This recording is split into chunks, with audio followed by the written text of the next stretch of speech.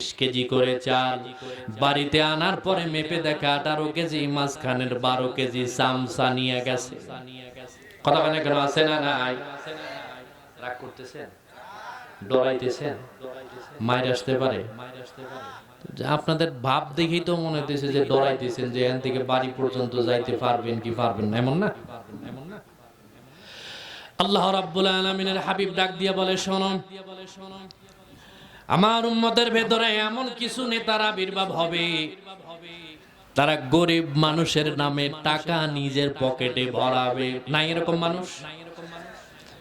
বাংলাদেশের একটা প্রকল্প আছে, তার নাম কাবি খা, কাজের বিনিময়ে খাদ্য। নাই বন্ধু, দেখবেন রাস্তার 40 দিনের মাটি কাটার একটা প্রকল্প থাকে, যিনি বাজেট পায় তিনি নিজেই 10 ফকিন্নির নাম লেখাইয়া নিজেই ফকিন্নির লিডার সেজে বসে থাকে। এরকম নেতা ইন্ডিয়াতে আছে না নাই? বাংলাদেশের কথা কর দরকার নাই।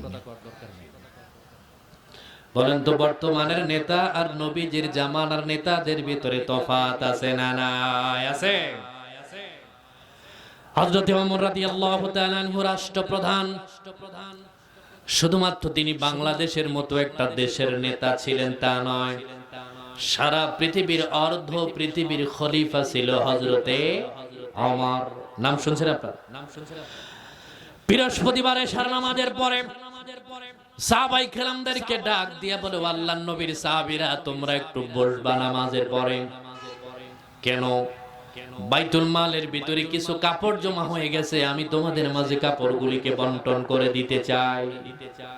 সাহাবায়ে কেরামদের ভিতরে হযরতে জাবের রাদিয়াল্লাহু তাআলা আনহুকে ডাক দিয়ে বলেন, আপনি নিজের হাতে কাপড়গুলিকে আল্লাহর নবীর সাহাবায়ে কেরামদের মাঝে বন্টন করে দেন।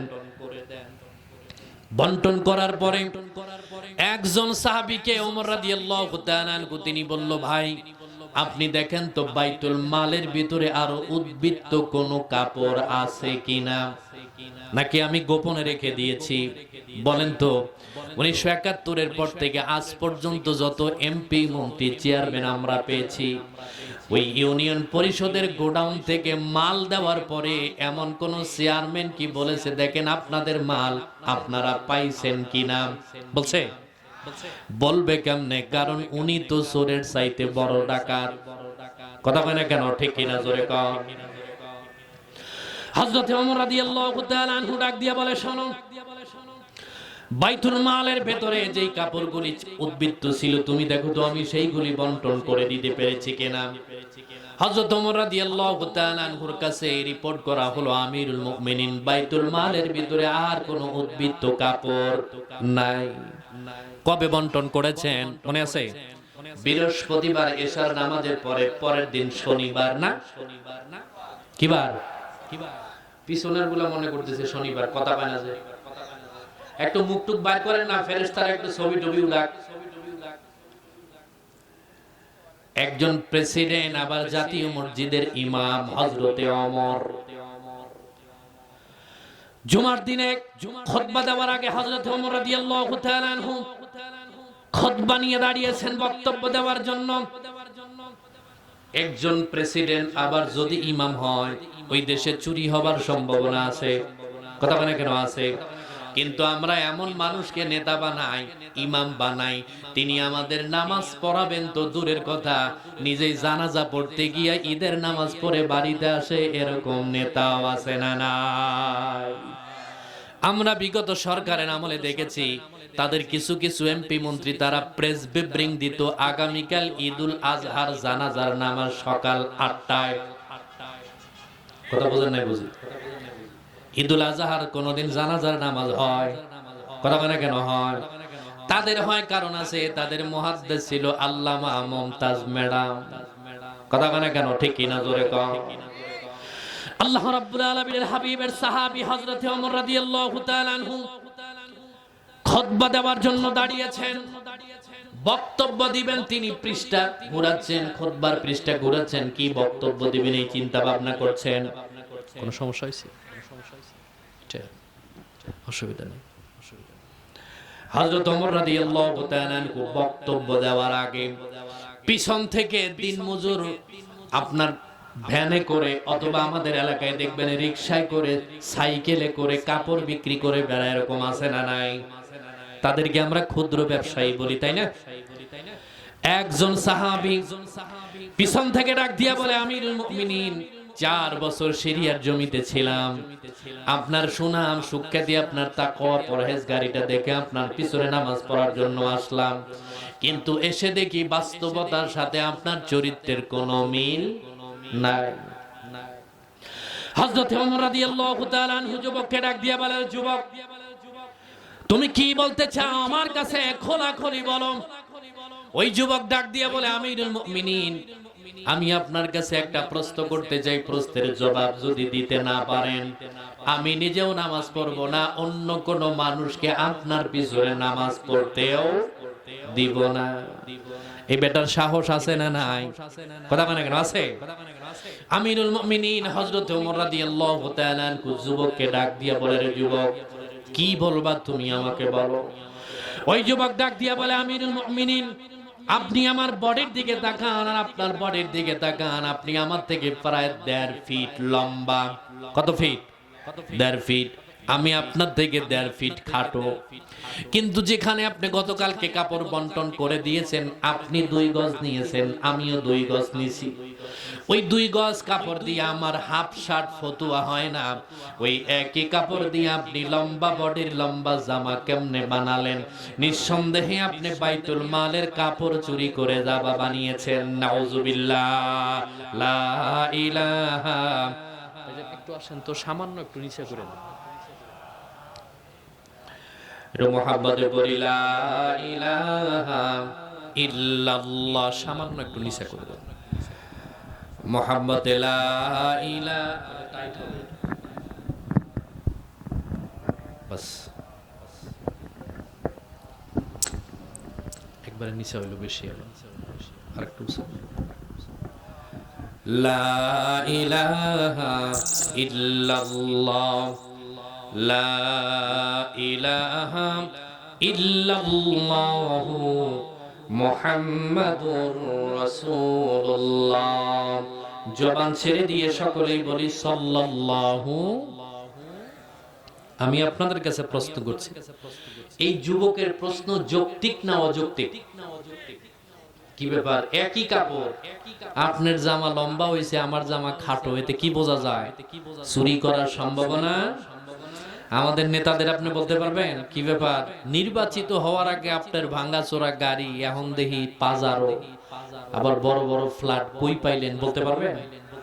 চামচা আপনার পিডায়া 7 দিন হসপিটালে রাখবে, নেতার দরকার পড়বে না, ঠিক কিনা?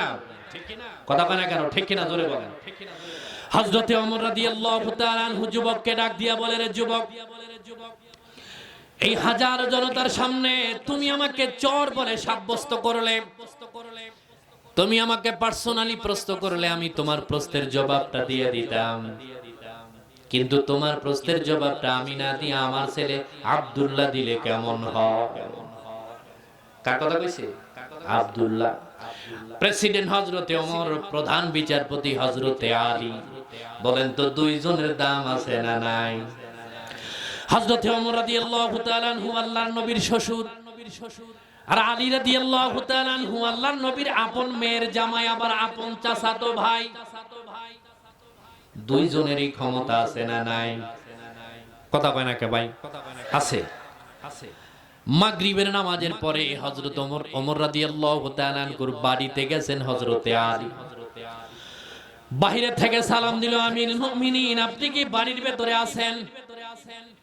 বাড়ির ভেতর থেকে প্রশ্নের জবাব আসতো না, তিনি বাইতুল মালের ভিতরে কি যেন কাজে গেছে, আপনি সেখানে যান। হযরতে আলী রাদিয়াল্লাহু তাআলা আনহুর রাত মাগরিবের নামাজের পরে, ইশার পরে অথবা মাগরিবের পরে, ওই রাষ্ট্রীয় কোষাগারের ঘরের পাশে জানালার ফাঁক দিয়ে নজর করে দেখলেন হযরত ওমর চেরাগ বাতি জ্বালায়া তিনি কি যেন লেখালেখি করছেন। চেরাগ বাতি চিনেন? হিন্দুদের ভগবানের সামনে দিয়ে দেওয়া হয়, কারণ ভগবানের 10টা হাত আছে, 20টা মুখ আছে। ওই চেরাগ বাতি ছাড়া ভগবান চোখে দেখে না, এরকম ভগবান আছে না নাই? আছে। হযরতে আলী রাদিয়াল্লাহু তাআলা আনহু বাহির থেকে সালাম দিল, আমিরুল মুমিনিন, আমি কি ঘরের ভেতরে ঢুকতে পারি? একজন প্রধান বিচারপতির কতটুকু সম্মান বাংলাদেশের ভিতরে প্রধান বিচারপতি ছিল, আছে, থাকবে, কিন্তু তাদের বিচার ব্যবস্থা হলো দল যেই দিকে রায় হয়। কথা বলে কেন? ঠিক কিনা? জোরে কও। ও বন্ধু, সারা পৃথিবীতে যত বিচারক আছে তারা যদি ভুল রায়ও দেয়, এরপরেও তাদের কোনো বিচার হয় না। কিন্তু আল্লাহ ডাক দিয়ে কয়, সমস্ত বিচারকদের বিচার করার ক্ষমতা আমার আল্লাহর আছে না নাই? আছে। আলাইসাল্লাহু বিআহকামিল হাকিমিন, বিচারকের বিচারক একজন আছে না নাই? আছে। বিচারপতি শামসুদ্দিন মানিক চাচার ব্যাপারে আমরা দেখেছি 5 আগস্টের আগে ওই মালে আলেম ওলামাদেরকে নিয়ে, বিরোধী দলের লোকজনদেরকে নিয়ে যতটা বিষোদ্গার করেছে। 5 আগস্টের পরে চাচা আমার একটু ইন্ডিয়াতে যাওয়ার জন্য প্রস্তুতি গ্রহণ করেছিলেন, সিলেট দিয়ে যাবে। ও বন্ধু, ছিল প্রধান বিচারপতি যেদিন ধরা খায় উনি কলার পাতার উপরে শোয়া। দেখেন নাই আপনারা? আর এমন মালের খপ্পরে পড়েছে, সিলেটের এমন কিছু পোলাপানের খপ্পরে তিনি পড়েছিলেন, তারে মোকামতলা শিবগঞ্জ দিয়ে ঘুরায় নিয়ে আবার মালাহারে নামায় দিয়ে কয়, মাল নামেন, ইন্ডিয়ায় চলে এসেছি, এর বিনিময় মাত্র 80 লাখ টাকা নিছে। কত লাখ? এই টাকা কি তার বাবার না আমাদের? কথা কয় না কিছু না, কার?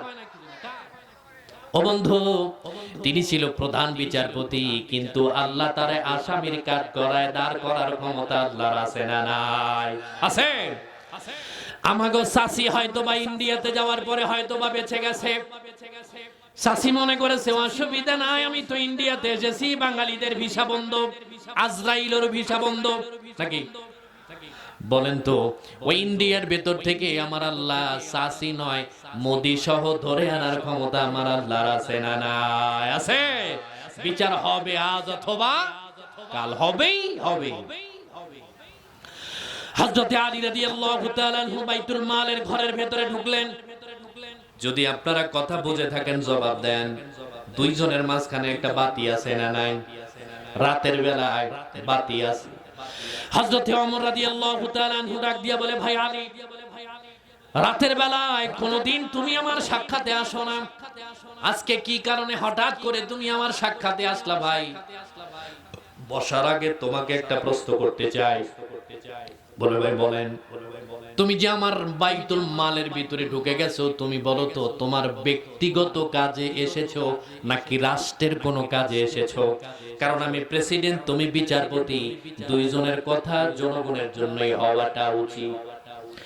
হযরত আলী রাদিয়াল্লাহু তাআলা আনহু ডাক দিয়ে বলে, ভাই, সারাদিন আপনিও ব্যস্ততার ভেতরে থাকেন, আমিও ব্যস্ততার ভেতরে থাকি, ব্যক্তিগত কিছু কথা আছে মানুষের ভিড়ের কারণে আপনার সাথে শেয়ার করতে পারি না, তাই নিয়ত করে আপনার কাছে এসেছি একটু আমার ব্যক্তিগত কথা বলার জন্য।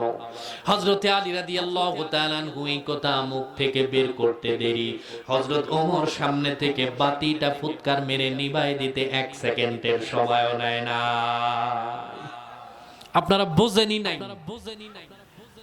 কথা বলছেন কি আপনারা? বোঝেন নাই। হযরত আলী রাদিয়াল্লাহু তাআলা আনহু ডাক দিয়া বলে, ভাই, এই রাতের অন্ধকারের ভেতরে আপনার ঘরে আসার পরে আপনি বুঝি আমার আগমনে খুশি হতে পারেন নাই?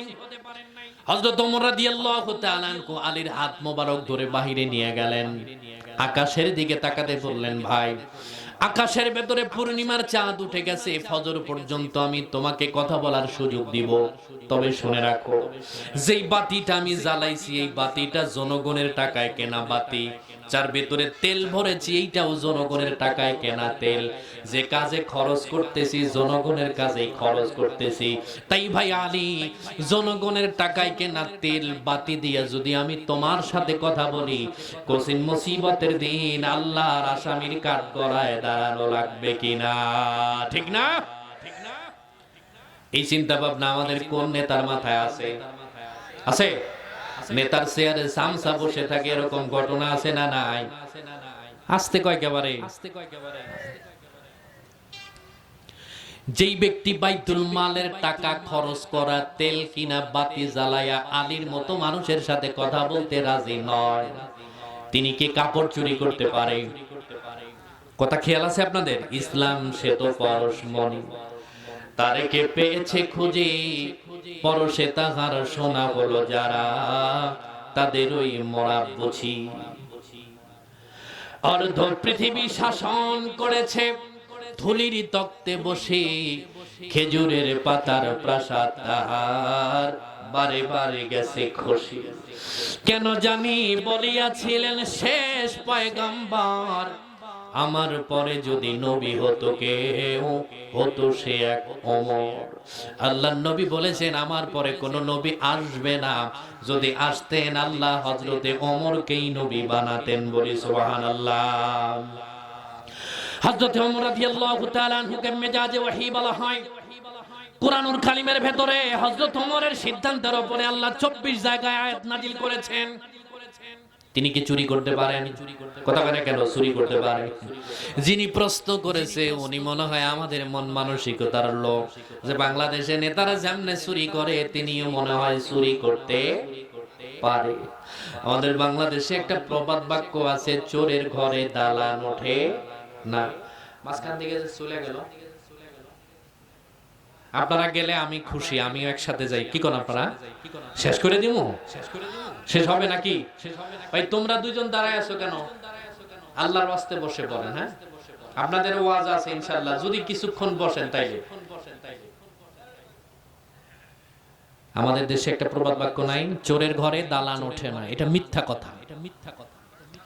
লোকে বলে চোরের বাড়ি দালান ওঠে না, এখনো চুরি ছাড়া দালান গড়ার, চুরি ছাড়া দালান গড়ার চালান জোটে না। কথা কয় না কেন? ঠিক কিনা? জোরে কও। শুনি লেখা পড়া করে যেজন, গাড়ি ঘোড়ায় চড়ে সেজন। আমার প্রশ্নটা তোমাদের কাছে, কয়জন শিক্ষকের গাড়ি আছে?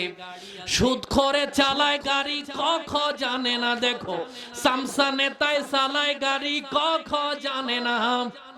লোকে বলে চোরের বাড়ি দালান ওঠে না, এখনো চুরি ছাড়া দালান গড়ার, চুরি ছাড়া দালান গড়ার চালান জোটে না। নাকি মিছা কইলাম? কথা বলে কেন? ঠিক কিনা? হযরত ওমর রাদিয়াল্লাহু তাআলা আনহু যুবককে ডাক দিয়া বলেন, যুবক, এই হাজারো জনতার সামনে তুমি আমাকে চোর বলে সাব্যস্ত করলে, তবে এটা তোমার কথাটা বলার রাইট। আমি নেতা, আমি দুর্নীতিগ্রস্ত হওয়ার পরে যারা জনগণ থাকবে তারা সিদ্ধান্ত নেবে আমি থাকতে পারবো কি পারবো না। কথা মানে কেন? ঠিক কিনা? জোরে কর। কিন্তু আমাদের বর্তমানের সমাজের অবস্থা হলো, একটা মসজিদে যদি 300 মুসল্লি থাকে, ওই 300 মুসল্লি একজন দুর্নীতিগ্রস্ত নেতার সাথে সত্য কথা বলার সাহস আসতে কয় কেন? আছে, সাহস আছে। হযরত আব্দুল্লাহ রাদিয়াল্লাহু তাআলা আনহু ওমরের ছেলে ডাক দিয়া বলে, ভাই তুমি কি আমার বাবাকে চিনো নাকি? আমার বাবার সম্পর্কে জানো? আমি আমার বাবার বড় ছেলে, তিনি অর্ধ পৃথিবীর খলিফা, মদিনাতুল মুনাওয়ারা মসজিদের খতিব। কিন্তু আমি প্রেসিডেন্টের ছেলে, মদিনাতুল মুনাওয়ারার অলিতে গলিতে কাপড়ের টুপি বানায়া বিক্রি করে আমি আমার নিজের জীবনটা চালাই। আর আমাদের এমপি সাহেবের ছেলের 50 জন সামসা আছে না নাই? জোরে কও। সামান্য ওয়ার্ডের যিনি সভাপতি হয়, ওর গরমে থাকা যায় না, এরকম 2-4 জন আছে না নাই? কাকা ঘুমাইছেন না? আছে।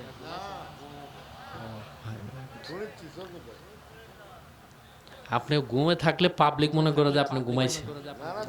আলহামদুলিল্লাহ, ঠিক আছে, ঠিক আছে। না আবার অনেক আছে না আশেপাশে, কথা কইতে কইতে মন খারাপ করে বসে, আছে না? আমি কারণ নাম ধরে কইছি, কথা সমাজের সাথে বাস্তব কিনা বলেন। কোরআন শরীফ এমন এক জিনিস, কিয়ামত পর্যন্ত যত যুগ আসবে প্রত্যেক যুগের সাথে কোরআন শরীফ খাপ খাবে। ঠিক কিনা বলেন? এই কথাগুলি আমাদের সমাজের দরকার। একটু বসেন। হযরতে আব্দুল্লাহ রাদিয়াল্লাহু তাআলা আনহু ডাক দিয়া বলে, ভাই আমি একজন প্রেসিডেন্টের ছেলে, মক্কার অলিতে গলিতে কাপড়ের টুপি বানায়া বিক্রি করে আমি আমার নিজের জীবন চালাই। তবে শোনো, গতকালকে যেখানে কাপড় বন্টন করা হয়, তুমিও 2 গজ পাইছো, আমিও 2 গজ, আমার বাবাও 2 গজ বলে, হ্যাঁ তুমি বলো। আমি আমার বাবাকে জীবনে কোনোদিন একটা নতুন কাপড় হাদিয়া পর্যন্ত দিতে পারি নাই।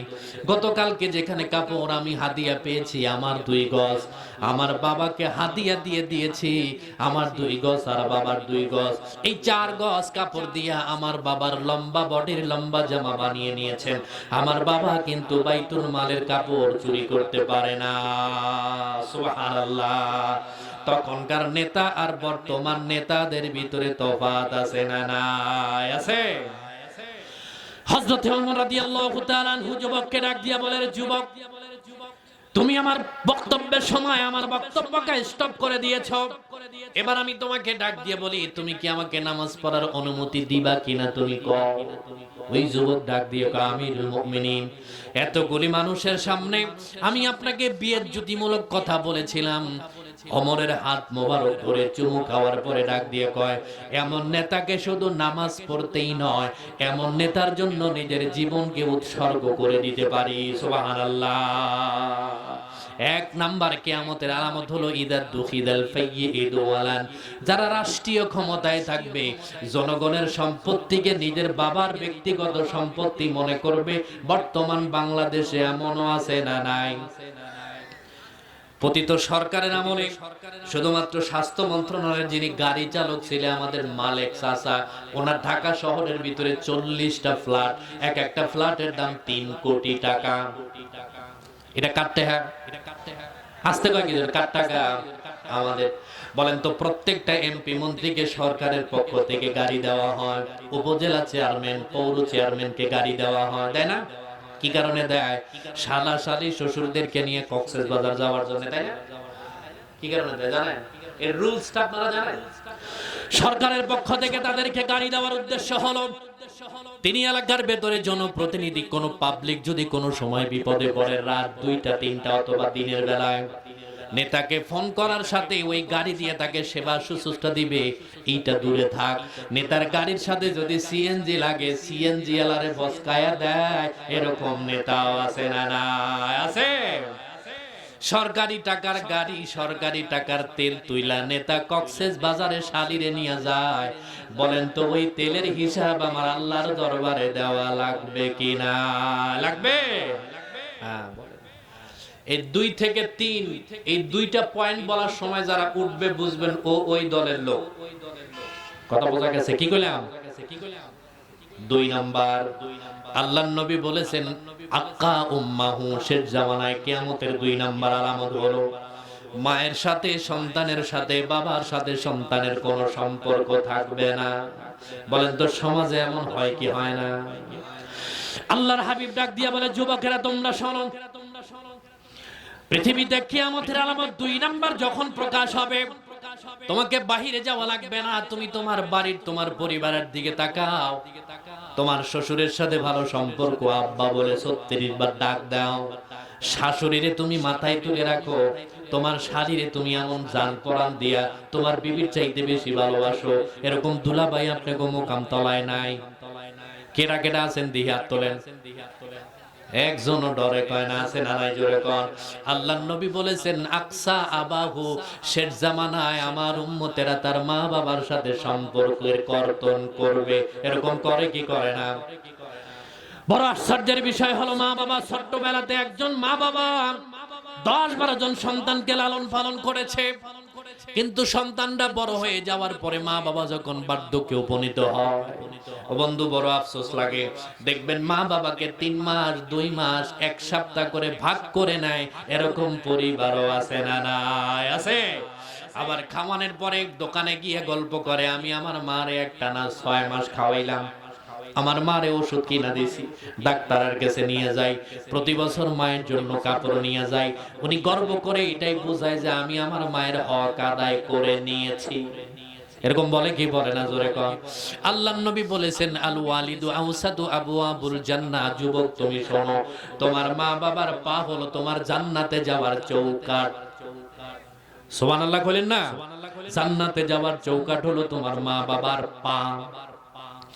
হযরতে আব্দুল্লাহ ইবনে আব্বাস রাদিয়াল্লাহু তাআলা আনহু থেকে হাদিস বর্ণিত, তিনি বলেন ইন্নী লা আমালু আমালান আকরাবু ইলাইহি মিন বিররিল ওয়ালিদাইন। ও দুনিয়ার মানুষ তোমরা শোনো, তোমরা জান্নাতে যেতে চাও মাহফিলের প্যান্ডেল বানায়া, মাহফিলে তুমি জান্নাতে যেতে যাও মসজিদ বানায়া, কিন্তু আল্লাহর হাবিব ডাক দিয়ে কয় আল্লাহর কাছে সবথেকে দ্রুত যাওয়ার মাধ্যম, আল্লাহর নবী বলেছেন পৃথিবীতে মা বাবার খেদমতের চাইতে আল্লাহর কাছে এত দ্রুত যাওয়া যায় এমন কোন আমল দুনিয়াতে নাই। হজের মৌসুম, ইয়াতুফু ফিল বাইত ওয়ারা যহরিহি হামালা উম্মাহু ফি বাইতিহি। হাদিস মিশকাত শরীফ, বুখারী এবং মুসলিম শরীফের ভিতরে আছে। আল্লাহর হাবিব দুনিয়া থেকে চলে যাওয়ার কয়েক বছর পরে ইয়ামান থেকে এক যুবক তার মাকে পিঠের ভেতরে করে বাইতুল্লাহ জিয়ারত করার জন্য নিয়ে এসেছেন, মক্কা জিয়ারত করার জন্য। এখন যারা ইন্টারনেট যুগ সবকিছু বোঝেন, গুগলে আপনি এখন সার্চ দেন, মক্কাতুল মুকাররমা থেকে ইয়ামানের দূরত্ব হলো 1125 কিলোমিটার। কত দূর? 1125 কিলোমিটার। ও বন্ধু, অত দূর যাওয়ার দরকার নাই। আপনার মালা হারে আপনার মা অসুস্থ, পিঠে করে কোনোদিন মুকামতলা নিয়ে গেছেন এমন যুবক একটাও খুঁজে পাবেন না। কথা কানে কেন, ঠিক কিনা জোরে কর। ওই যুবক তার মাকে পিঠের ভেতর বেঁধেছেন, বার্ধক্যে উপনীত হয়ে গেছে। মা কথা বলতে পারে না, চোখেও ঠিক মতো দেখে না। মা পেশাব করলে যুবক তার নিজের হাতে পরিষ্কার করে দেয়, পায়খানা করার পরে নিজের হাতে পরিষ্কার করে। যুবক তার মাকে বাইতুল্লাহ চত্বরে নামালেন, নিজের পায়ের ব্যান্ডেজটা খুলে দিলেন। দুই পায়ের এমন কোন জায়গা নাই যেই জায়গা দিয়ে রক্ত প্রবাহিত হয় না। ও বন্ধু, প্রচন্ড গরমের ভেতরে মায়ের খালি বুক আর সন্তানের খালি পিঠ একত্রিত লাগার কারণে তার এমন অবস্থা হয়ে গেছে, গোটা পিঠে আগুন লাগায় দিলে যেরকম ঝলসে যায়, যুবকের পিঠটা এরকম ফোসকা পড়ে গেছে। ওই যুবক তার পায়ের ব্যান্ডেজটা খোলার পরে মাতাফরদ অবস্থায় যত হাজী সাহেবরা বাইতুল্লাহ তাওয়াফ করছেন, তারা সকলে যুবকের দিকে বাহবা দিয়া ডাক দিয়া বলে, হায় হায় তোমার কপাল কত ভালো, তুমি তোমার মাকে পিঠের ভিতরে বহন করে নিয়ে এসেছো বাইতুল্লাহ তাওয়াফ করার জন্য। তিনি তার মাকে পিঠের ভেতর থেকে নামালেন, নিজের হাতে মায়ের পেশাব পায়খানাগুলি পরিষ্কার করলেন। মাকে ডাক দিয়া বলল, মা আমি একটু বাইতুল্লাহ তাওয়াফ করতে চাই। যারা হজে অথবা উমরাতে যায় বাইতুল্লাহ কয়বার তাওয়াফ করতে হয় জানেন? এখানে কোনো হাজী সাহেব নাই? কি ছিলেন? 7 বার। জোরে কর না, কয়বার? 7 বার। তার মাকে ডাক দিয়া বলে, মা আমি বাইতুল্লাহ তাওয়াফ করব, তুমি একটু শক্ত হও। শক্ত কি বুঝছেন? তার মানে মা পেশাব করে পায়খানা করে দেয়। মাকে ডাক দিয়ে বলল, মা তুমি একটু কাবা তাওয়াফ করার জন্য ব্যবস্থা করে দাও। যুবক তার মাকে পিঠের ভেতরে বাঁধলেন। 2-3 বার, 4 বার, 5 বার, 6 বার পর্যন্ত তিনি অপেক্ষা করলেন। মাকে পিঠের ভেতরে করে নিয়ে তিনি বাইতুল্লাহ জিয়ারত করলেন, কিন্তু 7 বার আর যেতে পারে না। প্রথমবারে পেশাব করে দিয়েছে, দ্বিতীয়বার, তৃতীয়বার, 6ষ্ঠ বার পর্যন্ত মা হয়তোবা পেশাব করে দিয়েছে, নাপাক হয়ে গেছে। তিনি তার মায়ের উপরে একবার ও শব্দটা পর্যন্ত বলে নাই, মায়ের উপরে বিরক্ত হয় নাই। সুন্দর করে পরিষ্কার করে আবার তিনি মাকে নিয়ে বাইতুল্লাহ তাওয়াফ করছেন। শেষবারের মতো মাকাম ইব্রাহিমের পাশে মাকে বোঝায় ডাক দিয়া বলে, মা তুমি জানো না হাজারে আসওয়াদ পাথরটা একবার চুমু খাবার জন্য দিবা। আল্লাহর নবী বলেছেন, কোন ব্যক্তি যদি হাজারে আসওয়াদ পাথর একবার চুমু খায়, আল্লাহ তার জিন্দেগির পিছনের সব গুনাহগুলিকে মাফ করে দেয়। যুবক তার মাকে পিঠের ভেতরে শক্ত করে বাঁধলেন। বাইতুল্লাহ তাওয়াফ করার জন্য মাকাম ইব্রাহিম থেকে কাবায়ে হাতিমে আসলেন। ওই কাবায়ে হাতিমের কাছে আসার পরে তিনি তার মাকে ডাক দিয়ে বলল, মা তুমি কাবার গিলাফটাকে বাম হাত দিয়ে শক্ত করে ধরো। যেহেতু মুরব্বী গিয়েছেন জানেন, ওই জায়গাতে যাওয়ার পরে আপনার বডির সাথে 13, 14, 15, 19, 20 বছরের যুবতীর বুক আপনার বুকের সাথে লেগে গেছে। আল্লাহর কোরআনের কসম খেয়ে বলি, আপনি আপনার বডির থেকে যে আপনি ইহরামের কাপড়টা টান দিয়ে বের করবেন এরকমও হয় না, কিন্তু আপনার বডির সাথে পুরুষ মানুষ লেগেছে না মহিলা লেগেছে এই চিন্তা কারো মাথায় আসে না। যুবক তার মাকে ডাক দিয়ে বলে, মা তুমি এক হাত দিয়ে আমার গলাটা চেপে ধরো, আর এক হাত দিয়ে তুমি বাইতুল্লাহর গিলাফটা শক্ত করে ধরো। আমি আমার কাবার হাজারে আসওয়াদ পাথরের দিকে আস্তে আস্তে রওনা করব। আমি আগে চুমু খাওয়ার আগে তোমাকে চুমু খাওয়া। মা বুঝে ফেলেছেন আমার সন্তান যদি চুমু খেতে না পারে তাহলে তিনি আমার উপরে একটু মন খারাপ করবেন। চেষ্টা করলেন সন্তান ওই হাজারে আসওয়াদ পাথরের কাছাকাছি যাওয়ার পরে মা সন্তানের কানের কাছে ফিসফিস করে ডাক দিয়ে বলে, সন্তান